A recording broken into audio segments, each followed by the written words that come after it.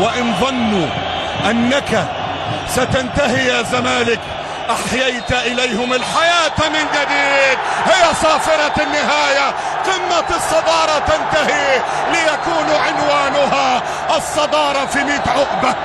الصدارة في 100 عقبة. الزمالك على الدوري مصمم، على البطولة مصمم.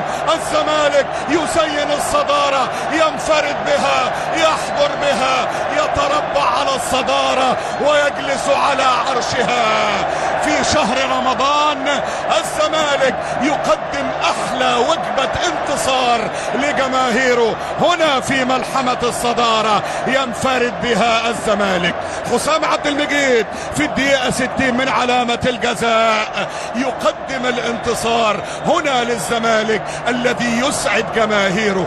كان العنوان من الراحل نجيب المستكاوي: ومن الذي لا يحب الزمالك؟ لا زال مشوار الدوري طويل، ولكن ملحمة من الملاحم التي لا تنسى. الزمالك على عرش الدوري والصدارة في 100 عقبة. إبراهيم عبد الجواد بصحبة الكباتن الكبار حازم إمام والكابتن أحمد حسن. هذه تحيات بلال أحمد علام. إبراهيم عبد الجواد: الزمالك على الصدارة والصدارة تعرف طريقها.